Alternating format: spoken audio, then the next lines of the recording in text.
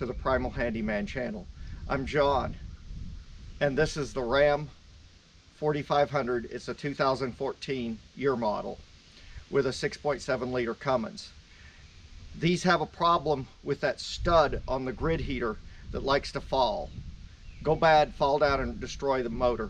The truck's been very well maintained. It's had AMSOIL in it its whole life, and it's been kept changed. The fluids have been, filters, everything's been taken care of meticulously on this truck, and I sure don't want that to happen to it. So I'm going to take you through the steps of an inexpensive fix for that worthless grid heater. All right, to get started, need to remove the EGR crossover tube that goes between the EGR cooler and the EGR valve, and the EGR temp sensor has to get unplugged. You got to push this little tab that way and push down on this and slide that out. There's 1, 2, 3, 4 10mm headed bolts that must be removed. The next thing that needs to be done is need to unplug the EGR valve, and you just gently push on that little plastic thing. There's 2 plastic keepers down here. There's one here and one here. Those have to be removed. Removing the protective plate on the air snorkel. There's a 10mm nut right here where my finger is, and there's a 13mm bolt over here. There's a clamp right here you can take loose. The next thing to be removed, there's a 10mm bolt right here, and there's a clamp right here with a 10mm for the lead that powers the grid heater, and there's a nut down here, a 10mm on the grid heater. I'm going to take those 3 things off. Then there's 6 bolts in this snorkel device, or air horn, whatever you want to call it. I'm going to get those out, and I've cracked this tube loose. Oh, these 6 bolts are all 10mm. All right, the next thing in the process is this exhaust back pressure sensor. There's some sort of a return air filter, whatever that is. Some sort of a sensor that goes here on top of the valve cover. Don't know what that is. There's this injector, the front 3-cylinder injector plug right here. Get these kind of pulled back a little out of the way. It just takes a lot of patience to unplug all this stuff. And there's one more injector connector back there I still have to unplug. I don't know if the camera's going to get that. I unhook this bulkhead connector here. I get all this wiring out of the way. Then the next step will be getting those injector, all those common rail tubes removed out of the way. And as you can see, this thing's got a horrible carbon buildup around that grid heater.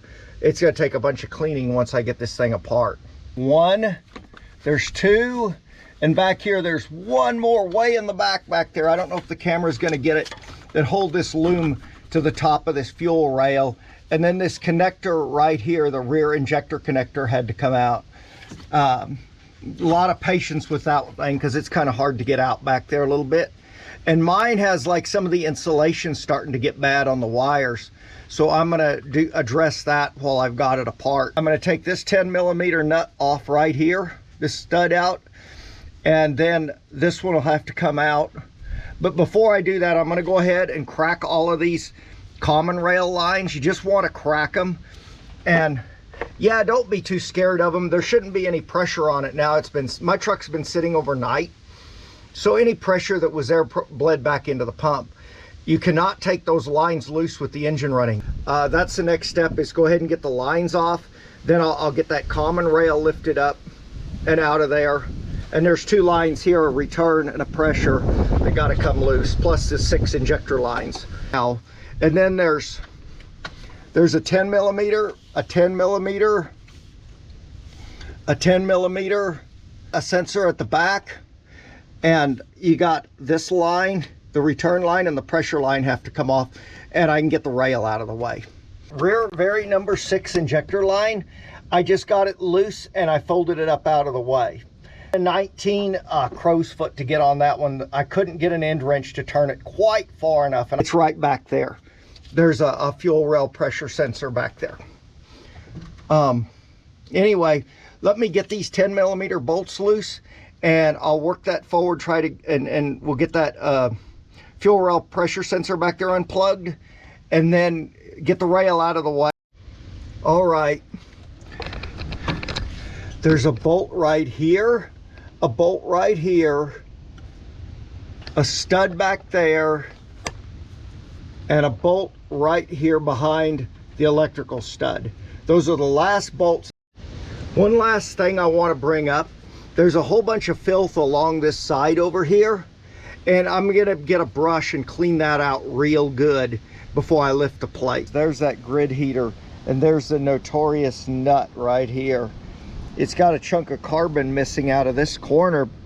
I'm gonna get this in some solvent and clean it all up and get the gook off of it, because it's really nasty, as you can see.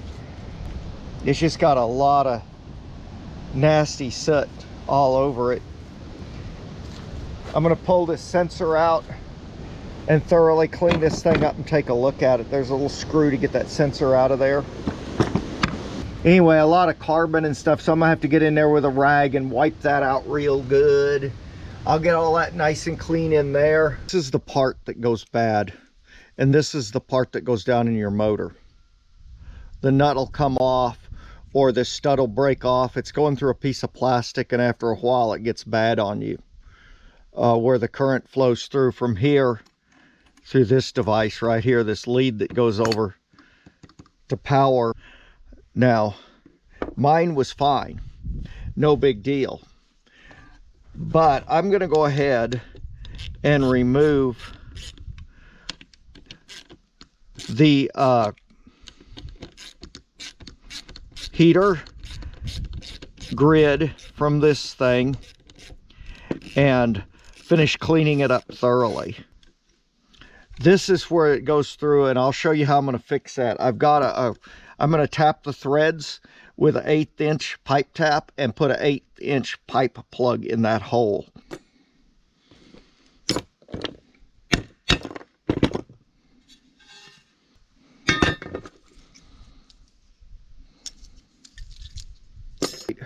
I took an 1/8 inch pipe tap and I tapped these threads with it.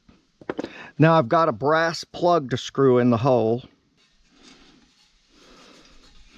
It plugs it off good.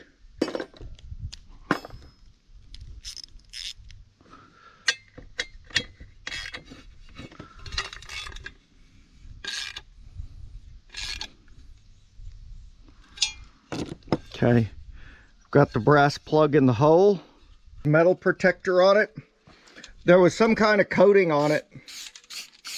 When I washed everything, it took it off. So I figured it'd be a good idea to try to do something for it to kind of put some of that back. Couldn't hurt. Horn, that's what I did, the snorkel, whatever you want to call this crazy thing. I put that on it, and it looks similar to what it did. It's like a yellowish stuff. I have a feeling it smells like, that metal protector to me is cosmoline in a rattle can. I broke it down, I cleaned it up, I tapped the threads in that housing. I just came back with new gaskets. I'm gonna put it back together. We're all basic tools except for the 19 crow's foot for the very back injector line. Everything else is stuff most guys that have in their toolbox if they're going to attempt a repair like this. So I would say if you're concerned about your Cummins dropping that bolt down into the motor and a piston ingesting it, be a good idea maybe to consider doing this. Or they do make kits to fix it other ways. This is just my way. This is inexpensive, mostly just labor, one pipe plug fitting, some cleaning solvent, and it was about 25 bucks for the gaskets with sales tax at the auto parts store that I bought for the intake. Anyway, go out there and fix something.